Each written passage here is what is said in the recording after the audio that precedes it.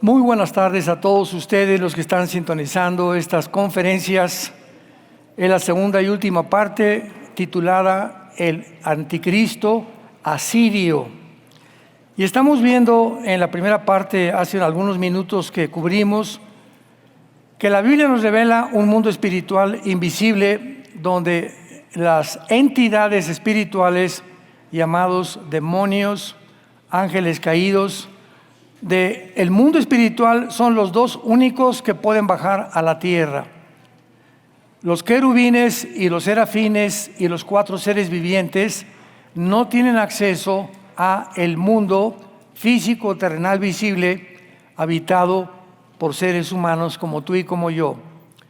Pero estas entidades, cuando el anticristo surja, él va a ser poseído por un ángel caído que en el pasado posiblemente sea uno de los principados que ocupó el imperio griego, porque fue parte del antiguo imperio romano.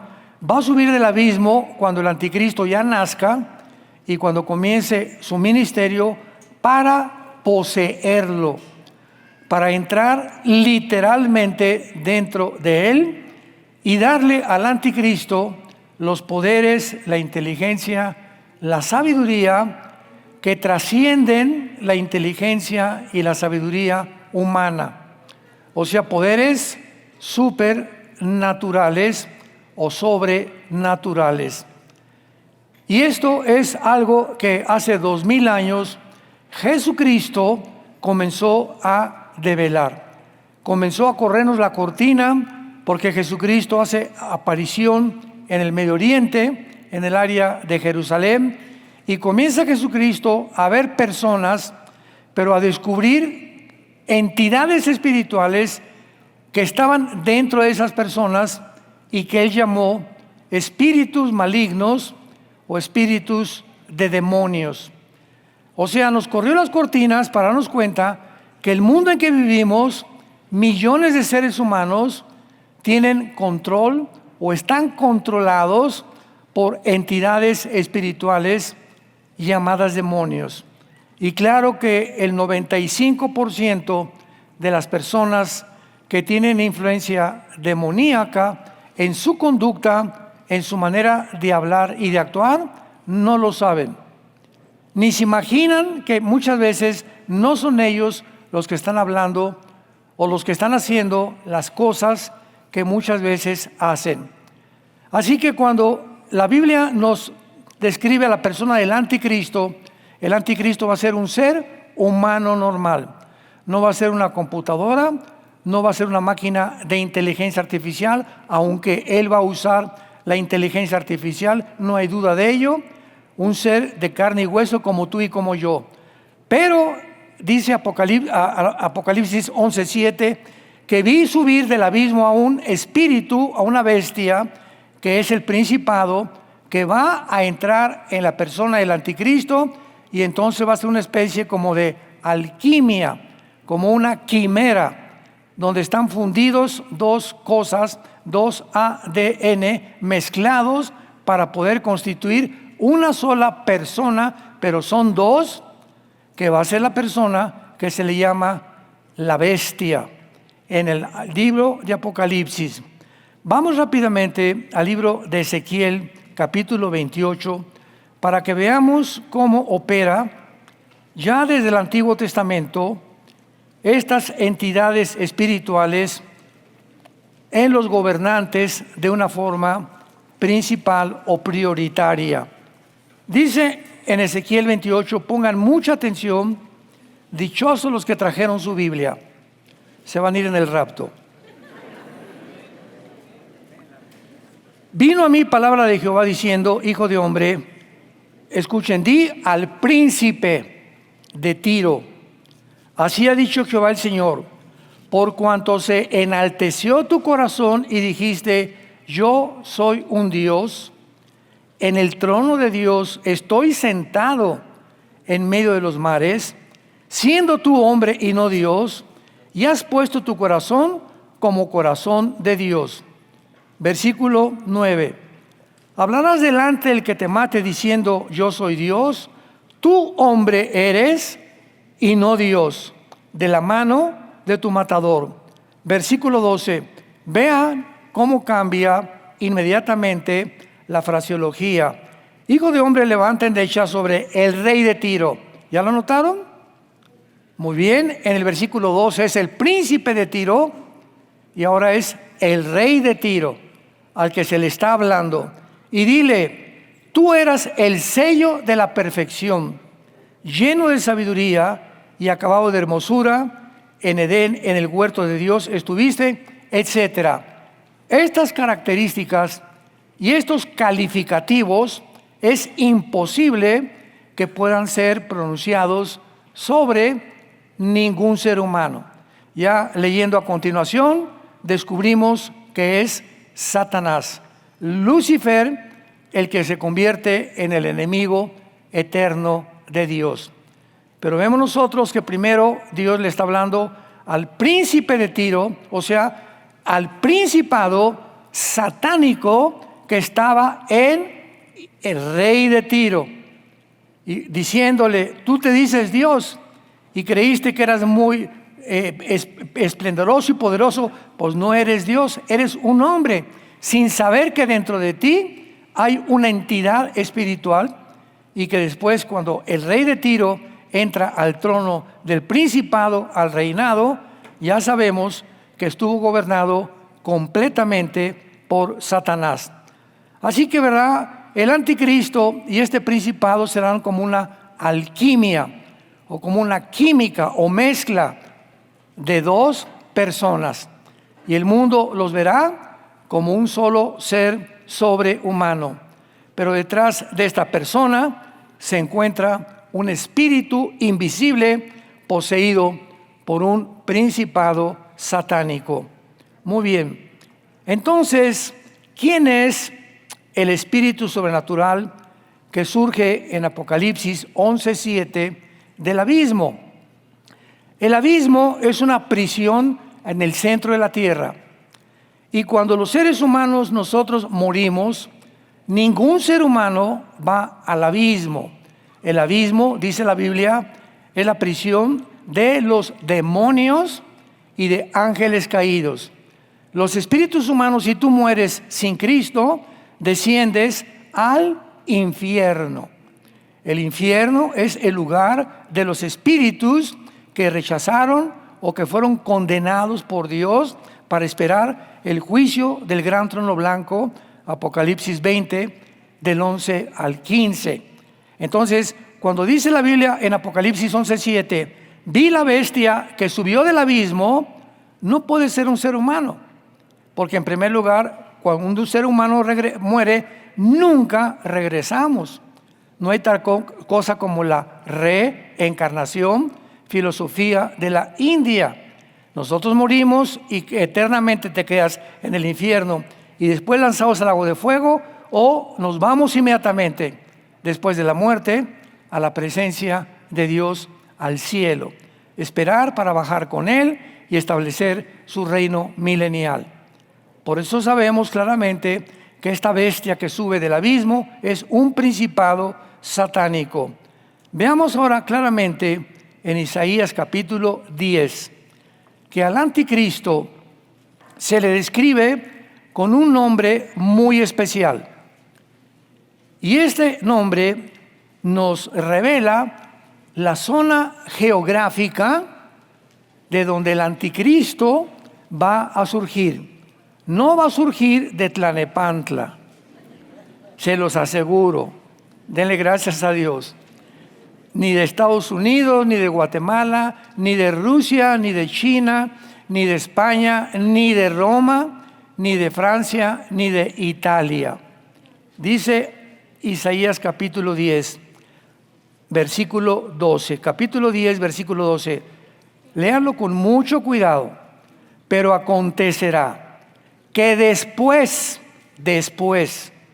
que el Señor haya acabado toda su obra en el monte de Sión y en Jerusalén, castigará el fruto de la soberbia del corazón. ¿De quién?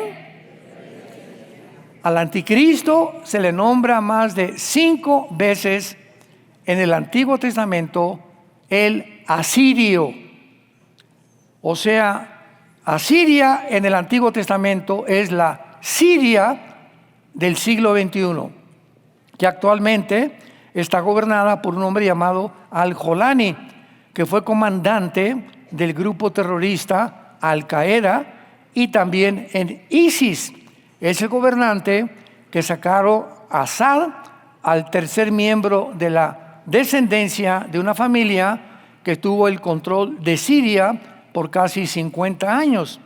Entonces Al-Jolani juntó un grupo de personas, lo ayudó Erdogan, el presidente de Turquía, desde el norte, que los kurdos son enemigos actualmente de Turquía o del presidente Erdogan, y había muchos rebeldes en Siria que el presidente Assad mandó matar, asesinar a toda su familia. Entonces Assad sale de Siria y es transportado a Rusia, donde Putin le da refugio con más de $500 millones en sus maletas. Entonces llega Jolani, entra a Siria, controlan Siria e impiden por otro lado que Irán ya no esté enviando armas, porque era un corredor Irán, Libia y Siria como el centro donde Rusia tiene la única base naval al Mediterráneo. Entonces a Putin, ¿verdad?, le convenía que se quedaran los Assad gobernando Siria. Y cuando hay este cambio de régimen, Putin se queda sin el acceso al mar Mediterráneo que tiene control Siria actualmente. Entonces la Biblia nos muestra que el anticristo, como lo vamos ya a corroborar con las escrituras, va a surgir del área que en la Biblia se llama Babilonia. Si lo quieren apuntar, Babilonia cubre lo que se llama ahorita Siria, Irak y el Líbano aproximadamente. Entonces Babilonia era Irak, Siria y Babilonia. Se le llamaba también la Mesopotamia, porque es el lugar geográfico que está junto al río Tigris y entre el río Éufrates, donde en el río Éufrates, de acuerdo a Apocalipsis capítulo 9, están atados los 4 ángeles caídos más poderosos de Satanás. Y van a ser desatados durante el tiempo de la tribulación para matar a más de 1/3 parte de los seres humanos.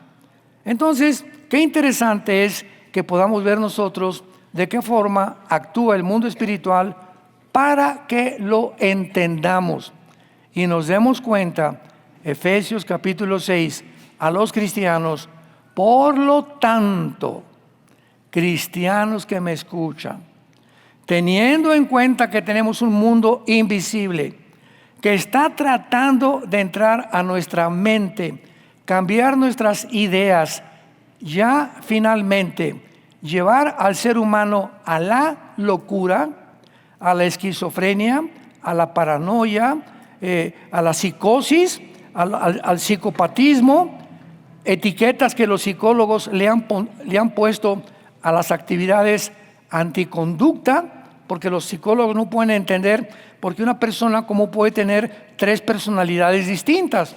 Como don Pancho es una persona en su casa, es diferente en la iglesia. En la iglesia es San Bartolomé, y con sus amigos es, ¿verdad?, amigo del whisky, de la droga y de las muchachonas. Y en su casa llega y comienza a gritar, quítame estos chamacos, esto y el otro, le da cachetadas a la esposa y llega a la iglesia con cara de San Bartolomé. Don Pancho es uno con sus amigos, es otro en la iglesia y es otro en su casa. Se llama desórdenes múltiples de la personalidad. Así le llaman los psicólogos. La Biblia le llama: hay espíritus obrando en Pancho. Sin que él se dé cuenta, tiene 3 conductas, tiene 3 personalidades, y eso es algo que desintegra al ser humano normal. Venimos a Cristo y ¿qué es lo que nos pide Dios? Que seamos de una sola pieza. Se llama integrales. en mi casa tengo la cara que tengo en la iglesia, tengo la cara que tengo en mi casa, y con mis amigos no soy otro. Soy igual con mis amigos en la iglesia y en mi casa, porque estoy integrado, porque estoy funcionando normalmente. No necesito tener una máscara con unos, otra máscara con otros y otra máscara con otros. En ese momento me convierto en una persona hipócrita, que es una palabra griega que significa actor. Cuando en la antigua Grecia comenzaron a tener obras de teatro, a los actores, ¿quién es un actor? Un actor es una persona que se pone una máscara para representar un papel que no es él, ¿verdad? Según como le toque jugar el papel. Entonces, un actor es una persona que actúa ante los demás sin revelar su verdadera personalidad. Por eso está actuando. Entonces, de ahí viene la palabra hipócrita. ¿Quién es un hipócrita? Una persona que la cara que te da no es la verdadera. Te está dando otra cara para obtener beneficios, para portarse simpático con unos, agresivo con otros y engañoso con otros. Tiene 3 máscaras, es una persona que tiene 3 personalidades. Y así hay millones de personas actuando, y Dios nos quiere librar de esto. Y nos dice en Efesios 6, pónganse la armadura de Dios. ¿Recuerdan? Efesios 6 del 10 en adelante al 17, con la espada del Espíritu, que es la palabra de Dios, con el escudo de la fe, con el casco de la salvación, el pecho y la espalda de la justicia y la verdad, y calzado las botas con el evangelio de la paz.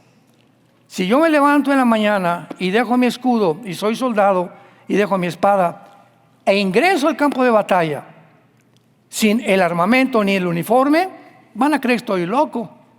Yo no puedo evitar las balas ni los ataques de una guerra.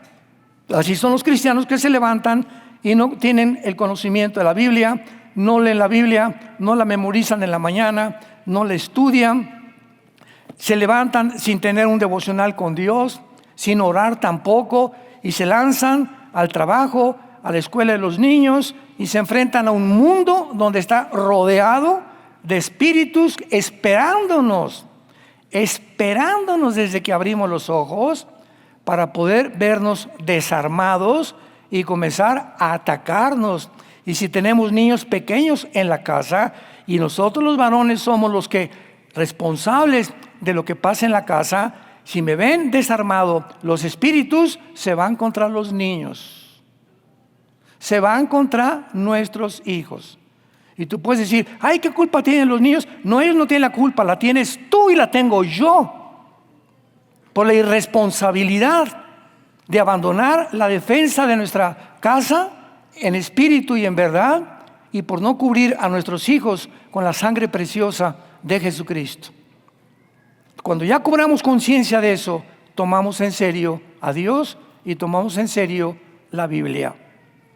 Vayamos ahora al libro de Daniel, capítulo 10, y veamos la acción de estos principados.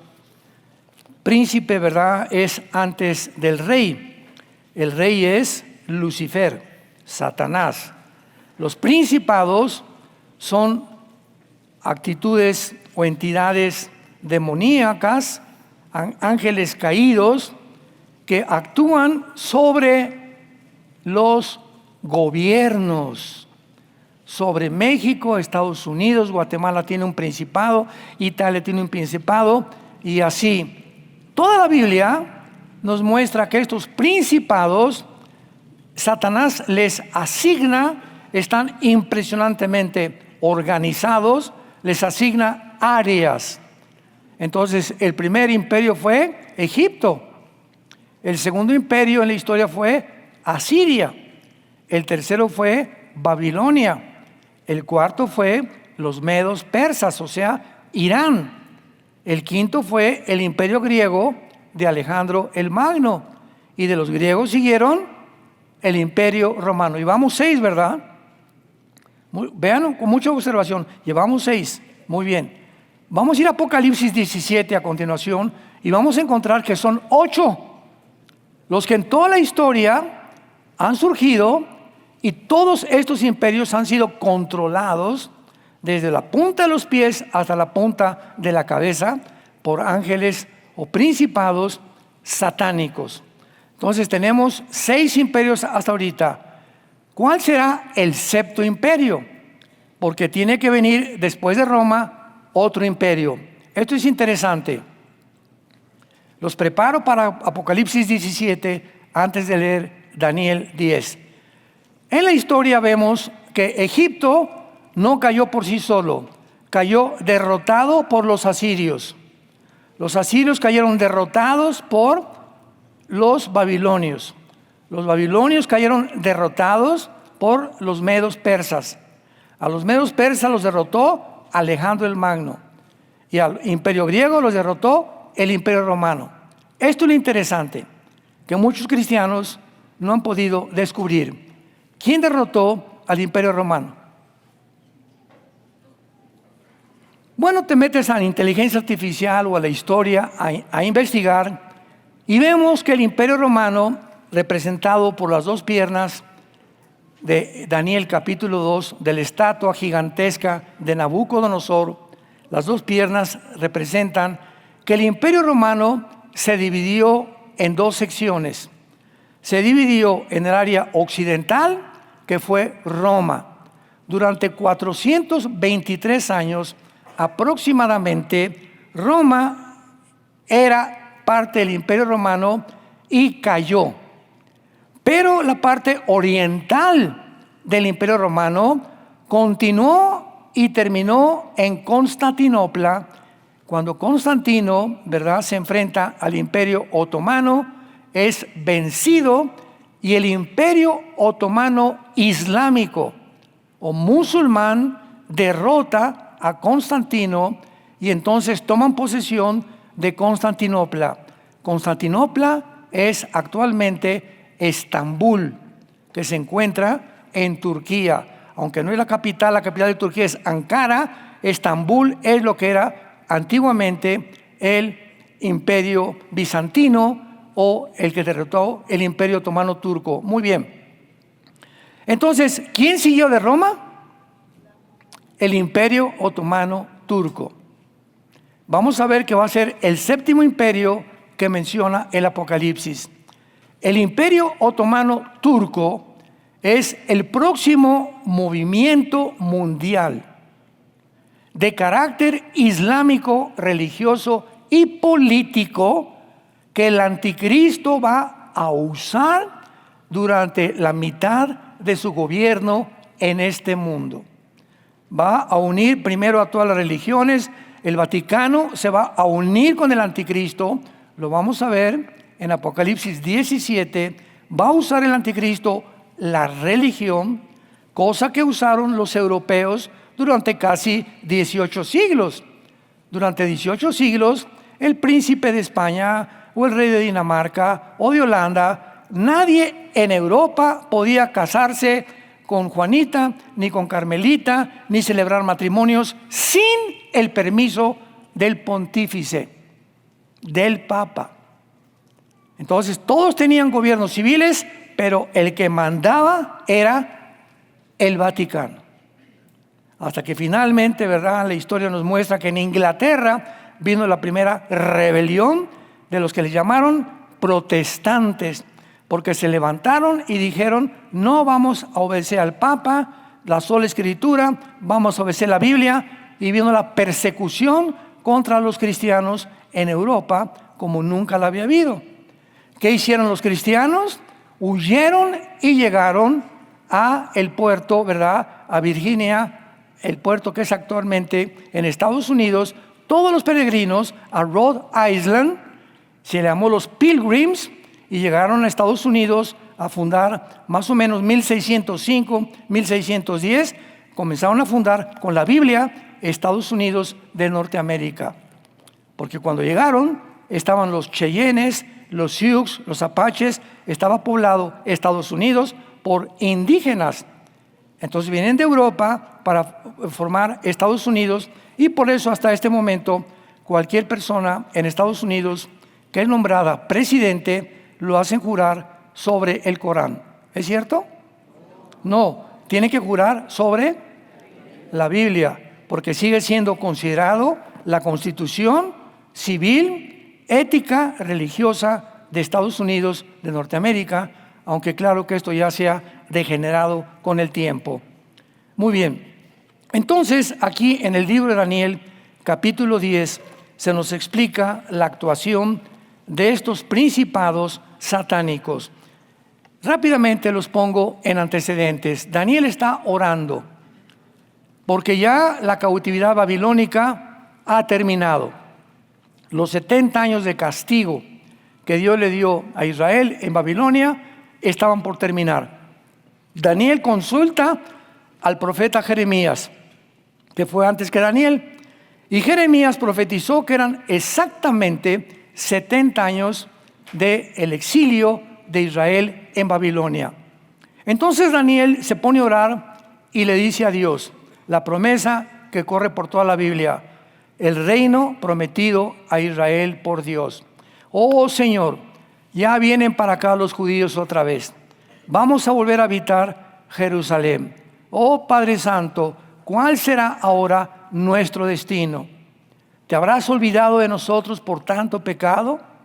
¿Vas a abandonarnos completamente y vas a hacer a un lado tu pacto abrámico y tu pacto con David que hiciste y con los patriarcas? Que no importa nuestra conducta, tú nunca ibas a dejar de prometernos un reino en este mundo. Entonces ya está Daniel orando y Dios manda a un ángel, Gabriel, llamado Gabriel, desde el cielo. Entonces aquí está Daniel en la tierra, viene el ángel Gabriel a traer la respuesta de Dios. Y antes que llegue el ángel Gabriel, se le atraviesa un principado satánico en el cosmos, en el espacio. Y mientras Daniel está orando aquí en la tierra, hay una lucha entre el ángel de Satanás y el ángel de Dios. Se comienzan a agarrar, ¿verdad? Y a jalonear y a impedir, quién sabe cuántas cosas hicieron para impedir el principado satánico que el ángel de Dios llevara el mensaje final a Israel de Dios directamente.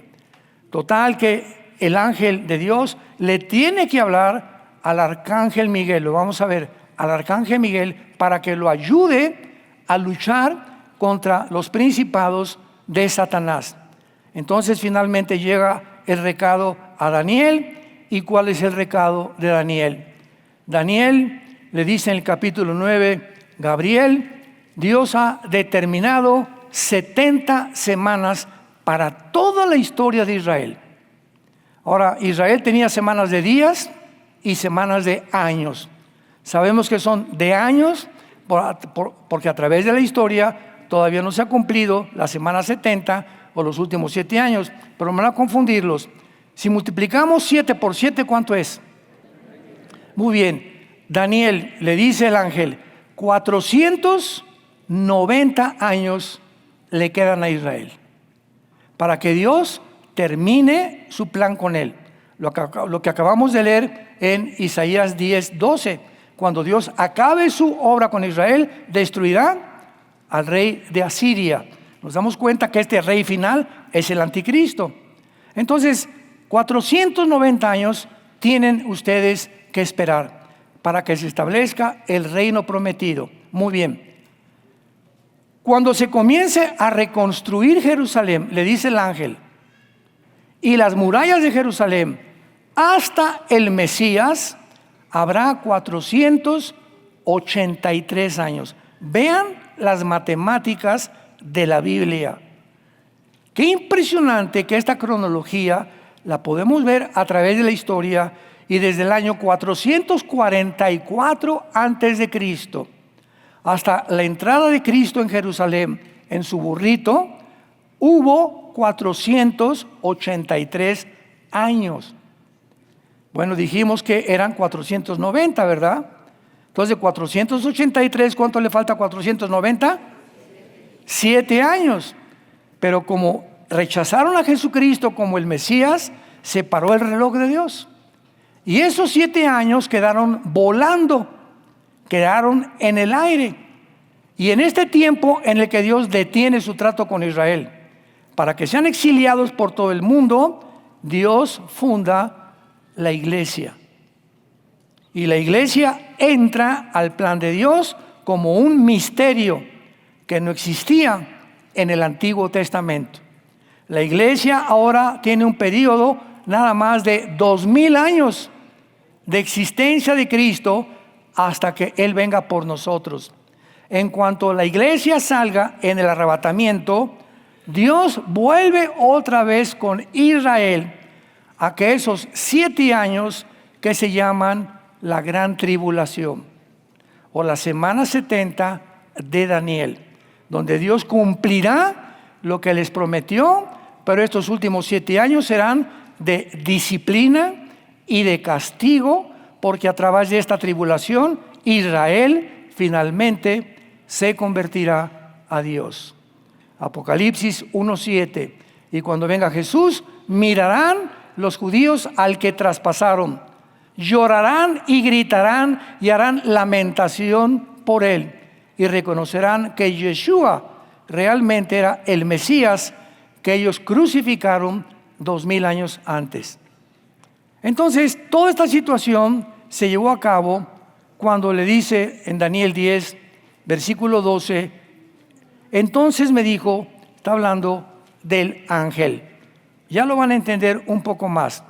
Se le aparece el ángel y le dice a Daniel, no tengas miedo, no temas, porque desde el primer día que dispusiste tu corazón a entender y a humillarte en la presencia de tu Dios, fueron oídas tus palabras, y a causa de tus palabras yo he venido. Vean esto, hermanos santos de Dios. Daniel se hinca y comienza a orar. Señor, pido tu dirección. En estas 3 semanas que Daniel comienza a orar, mientras él en la tierra estaba orando, había una guerra en el cielo.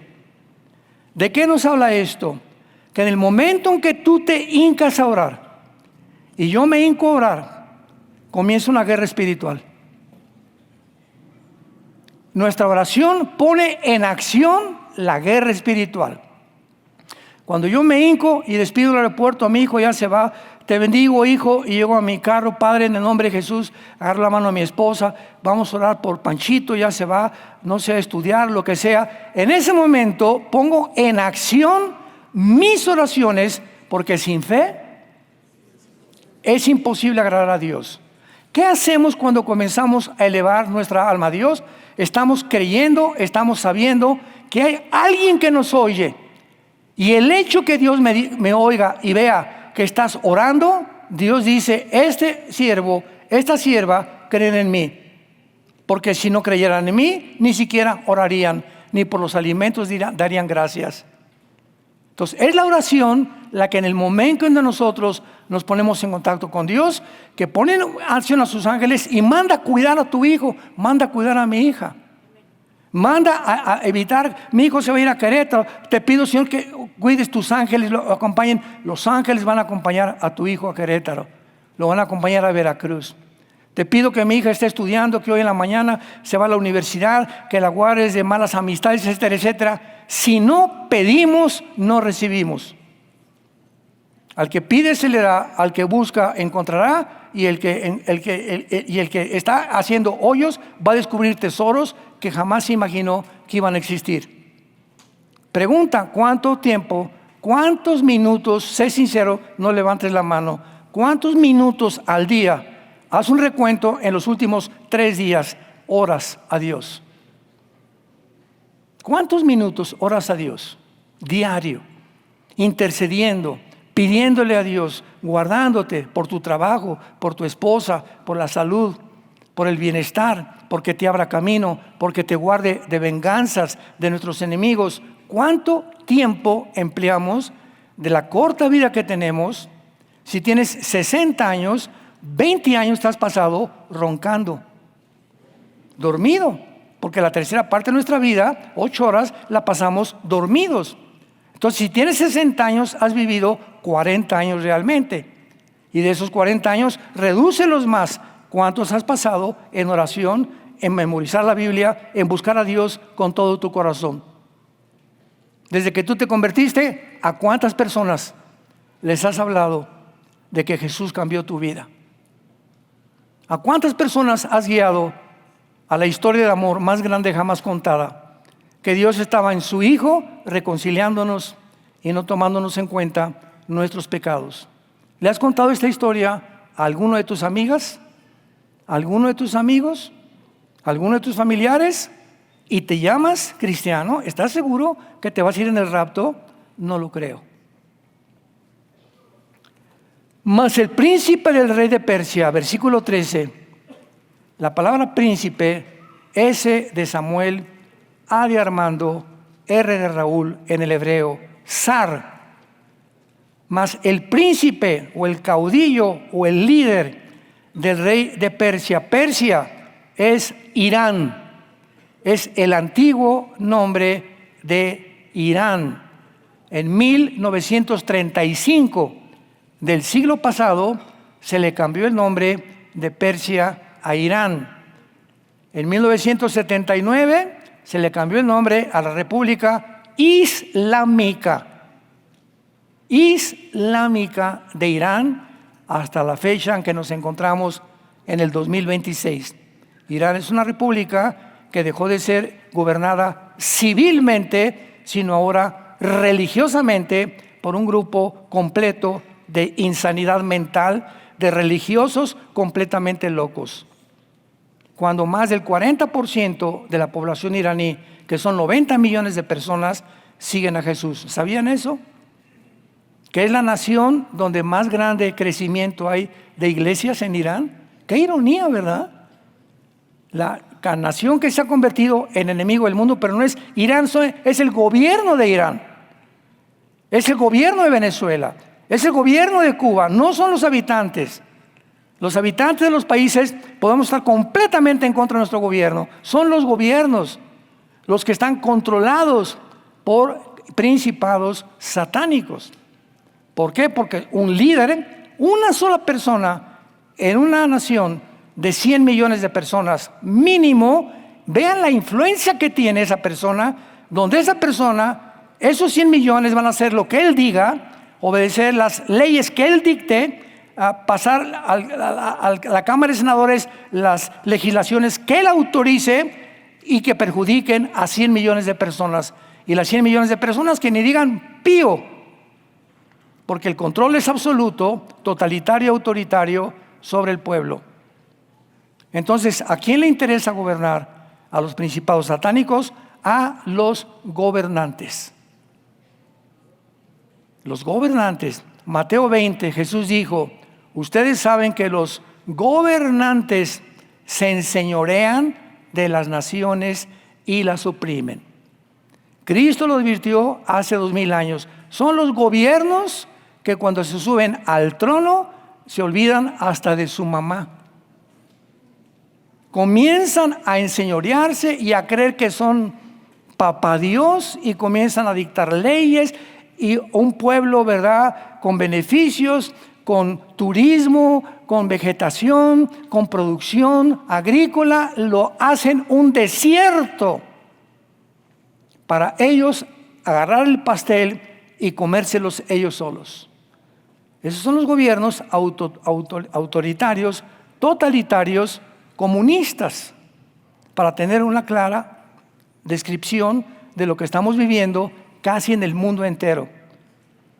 Si estamos pasando algo en México, no se imaginan lo peor que está, por ejemplo, España, por los gobiernos que están ahorita tratando de cada vez más locos, haciendo más leyes completamente irracionales y oprimir al pueblo.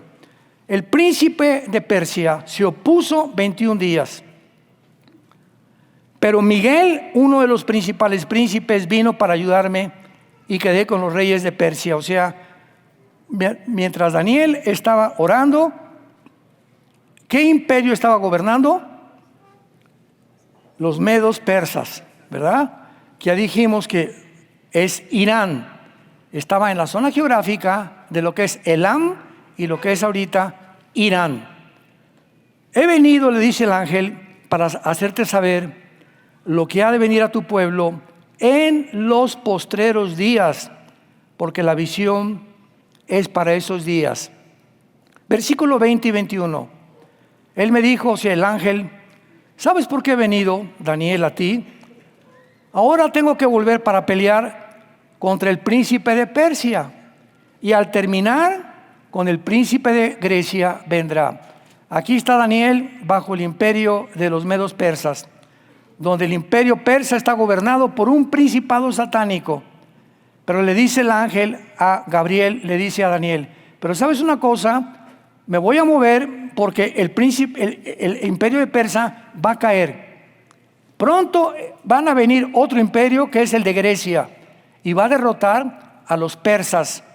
Y el principado que está ahorita en Persia va a bajar al centro de la tierra, al abismo, y va a venir otro principado distinto para controlar a Alejandro el Magno, que fue el único gobernante del único imperio en la historia que ha tenido un solo rey.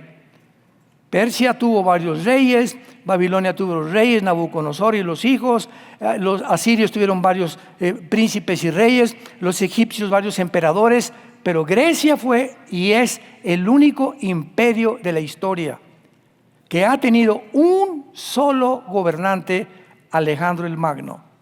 Y cuando muere Alejandro, a los 33 años, de tanto hashish que comenzó a fumar, de tantas drogas que comenzó a meterse, de tanto alcohol, de tantas mujeres y de tantos hombres con los que se metió, porque se volvió homosexual, los últimos años de su vida murió en Babilonia, en lo que es ahorita Irak. Y muere Alejandro y sus 4 generales reparten el imperio griego en 4 divisiones. En el norte queda Egipto y Siria. En el sur, Turquía y Macedonia. Y vamos a ver ahorita a continuación que de una de estas 4 divisiones del imperio griego es de donde sale el anticristo. Y ya lo vimos que es la zona geográfica entre Siria e Irak principalmente y Líbano. Veamos esto en el capítulo 8 de Daniel. Creo que sí nos da tiempo de cubrirlo rápidamente. El capítulo 8 de Daniel, más de 30 versículos se concentran en Grecia. Y en todo el libro de Daniel es Grecia, el imperio griego, donde más énfasis el Espíritu Santo le da. Y aquí vemos claramente en los primeros versículos del 1 al 7 una guerra que describe a un carnero, que es el imperio medo-persa, y a un macho cabrío. Sabemos que el macho cabrío es símbolo de Satanás, ¿verdad? La cara de chivo, o como el pentagrama, cuando ves que es un pentagrama de 5 caras, de 5 puntas, es un símbolo de Satanás. Cuídate cuando tú veas un pentagrama. Penta 5, lo que significa penta. Entonces, vemos al macho cabrío, que es Grecia, enfrentándose a los medos persas. Y entonces derroca Grecia o Alejandro al imperio persa, lo hace pedazos completamente. Y veamos a continuación en el versículo 7 la descripción que se hace para descubrir al anticristo. Y lo vi y llegó junto al carnero y se levantó contra él y lo hirió. Está hablando del imperio persa o de Alejandro el Magno. Quebró sus 2 cuernos de Medo Persia, y el carnero no tenía fuerzas para pararse delante de él. Lo derribó por tanto en tierra y lo pisoteó, y no hubo quien librase al carnero de su poder. Atención. Y el macho cabrío, vean ustedes quién es, versículo 21. ¿Quién es el macho cabrío? El rey de Grecia. La Biblia se interpreta a sí misma. No tenemos que estar buscando, pues a mí me parece que es esto y me parece aquello. Espérame, la palabra de Dios no es de interpretación privada. Si tú encuentras símbolos en Ezequiel, símbolos en Daniel y en el Apocalipsis, ¿quién va a interpretar los signos? ¿Tu astrólogo? ¿La Madre Teresa? ¿O una persona que se dedique a la brujería? Es la misma Biblia la que tienes que buscar las respuestas. El macho cabrío, o sea, Alejandro el Magno, se engrandeció sobremanera, pero estando en su mayor fuerza, aquel gran cuerno fue quebrado, o sea, la muerte de Alejandro, y en su lugar salieron otros 4 cuernos notables hacia los 4 vientos del cielo. Los cuernos en la Biblia representan naciones o gobernantes o poderes. Y ya vimos que estos 4 gobiernos, ¿verdad?, se repartieron entre Siria y Egipto. En Siria quedó Seleuco o los seleucidas, que es de donde va a venir el anticristo. En Egipto quedó Ptolomeo, otro general de Alejandro el Magno. En Macedonia quedó Lisímaco y en Turquía quedó Casandro. Son los 4 generales de Alejandro el Magno. Ahora leamos con muchísimo cuidado. Versículo 9. Y de uno de ellos, o sea, de una de estas 4 divisiones, o de Siria, o de Egipto, o de Turquía, o de Macedonia, salió un cuerno pequeño. Y este cuerno pequeño, en Daniel 7, se nos describe que es el anticristo. Es otro de los títulos que se le da al anticristo. Salió un cuerno pequeño que creció mucho. ¿A dónde? Al sur, al oriente y hacia la tierra gloriosa. Noten, pero no hacia el norte. Y el norte exactamente es la nación de Siria e Irak. Creció mucho al sur, al oriente y a la tierra gloriosa que es Jerusalén. Y se engrandeció hasta el ejército del cielo. Y parte del ejército del cielo, dice la Biblia, lo quiso atacar o destruir. Y engrandeció, y parte del ejército de las estrellas, o sea, la tercera parte de las estrellas, que son los ángeles caídos, echó por tierra y las pisoteó. Todas estas acciones no son las acciones de ningún ser humano. Aquí estamos hablando ya de una persona sobrenatural. Imagínense ustedes las estrellas del cielo o los ángeles hacia la tierra gloriosa, engrandecerse hasta el ejército del cielo. Versículo 11. Aún se engrandeció contra el príncipe de los ejércitos y por él fue quitado el continuo sacrificio y el lugar de su santuario fue echado por tierra. Y ya nos dice el versículo 21, el macho cabrío es el rey de Grecia. Y el cuerno grande que tenía entre sus ojos, el rey primero. Y en cuanto al cuerno que fue quebrado, y sucedieron 4 en su lugar, significa que 4 reinos, que son Siria, Egipto, Turquía y Macedonia. Mucho cuidado. De estos 4 cuernos, ¿verdad?, van a subir 4 reinos y significa que se van a levantar, aunque no con la fuerza de él. Y cuando estos 4 reinas dejen de gobernar el Medio Oriente, se levantará un rey altivo de rostro y entendido en enigmas.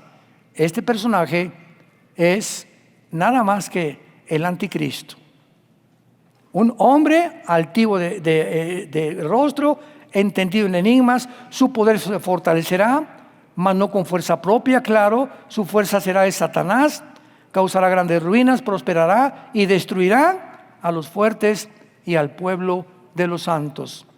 Con su sagacidad hará prosperar el engaño y en su corazón se engrandecerá. Y sin aviso destruirá a muchos. Se levantará contra el príncipe de los príncipes, que es Jesucristo, pero será quebrado, aunque no por mano humana, sino por el mismo Jesús.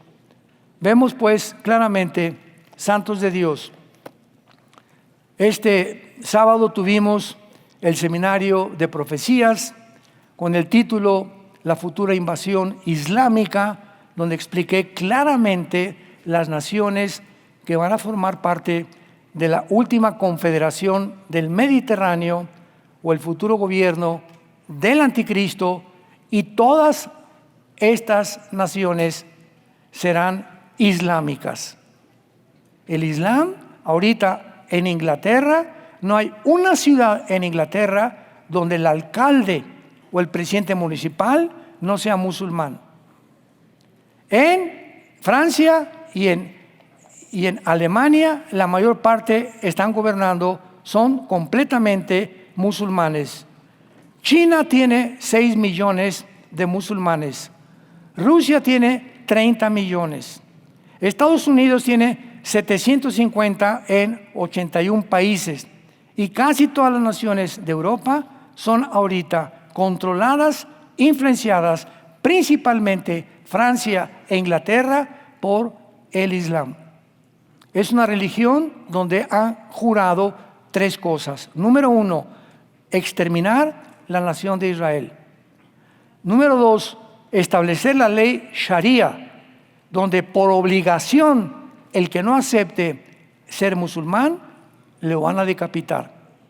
¿Qué es la decapitación? Dice Apocalipsis 23, es el instrumento que usará el anticristo para matar a la gente, les va a cortar la cabeza. Y número 3, el Islam está esperando al Mahdi, a un guía o al 12º imán, de acuerdo a los chiitas, que va a surgir en el mundo para poder traer la paz. Y él va a ser para nosotros la persona del anticristo.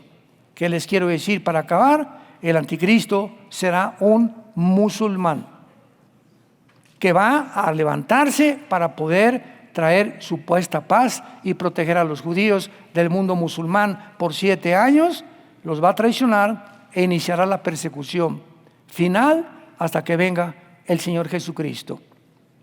Esta es la palabra profética más segura a la cual haríamos en estar atentos, de examinar, de leer, de meditar y de memorizar. Sin este libro perdemos completamente la brújula. Nos perdemos en el océano como un barco que ha perdido el capitán el timón del barco. Esta palabra es como una lámpara a nuestros pies, lumbrera a nuestro camino. Es la palabra de Dios. Y siendo la palabra de Dios, y tú siendo cristiano, ¿cómo puedes venir el domingo sin la Biblia a escuchar la palabra de Dios? Nos damos cuenta que estamos deslizándonos lejos de la Biblia cada vez más y tenemos que arrepentirnos, pedirle perdón a Dios y ser la persona que Dios quiere que tú seas, porque quiero decirles, el tiempo lo tenemos contado. Somos la última generación de la historia de acuerdo a la Biblia. Hay más de 25 pruebas y evidencias y señales que somos la generación que se profetizó que vendría Jesús por su iglesia. ¿Estás tú preparado? ¿Estás seguro que eres cristiano? ¿Estás segura que eres cristiana? ¿Eres una persona que ama sobre todas las cosas a Dios? ¿Que tienes una flama y una pasión porque la gente sepa de Jesús? ¿Tienes esa fama, una flama en tu corazón de ser una persona íntegra?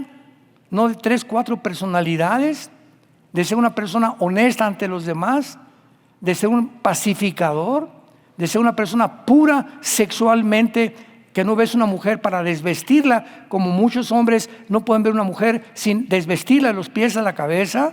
Tú no puedes seguir así. Dios ama lo del corazón puro y transparente, y tenemos que ser de una pieza delante de Dios. En esta tarde, arrepiéntete de tu vida. De lo que tengas que pedirle perdón a Dios, hazlo hoy antes que salgas por esa puerta. Porque a muchos de ustedes, estoy seguro que en esta tarde Dios les ha hablado por última vez. ¿Serás tú? ¿Serás tú esa persona a la que Dios hoy le ha hablado por última vez? En la que vas a salir por esa puerta, tal como entraste, endurecido, aferrado a tus ideas y rechazar la sangre preciosa que fue derramada en una cruz por nuestros pecados. Oremos. Padre, te damos gracias por tu palabra. Gracias por el perdón de nuestros pecados que ha sido satisfecho con tu sangre derramada en esa cruz.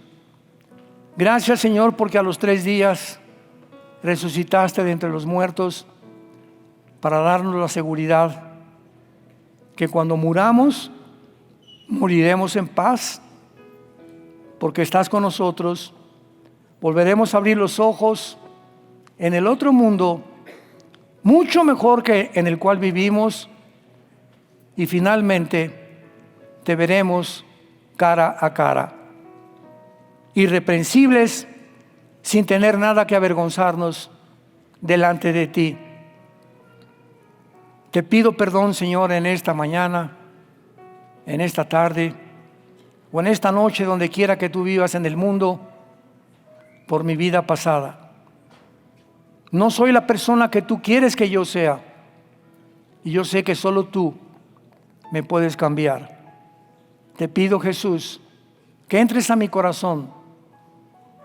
Te recibo como mi Señor y como mi Salvador, y te doy las gracias por tan grande perdón y por tan grande salvación. En tu nombre te lo pido. Amén.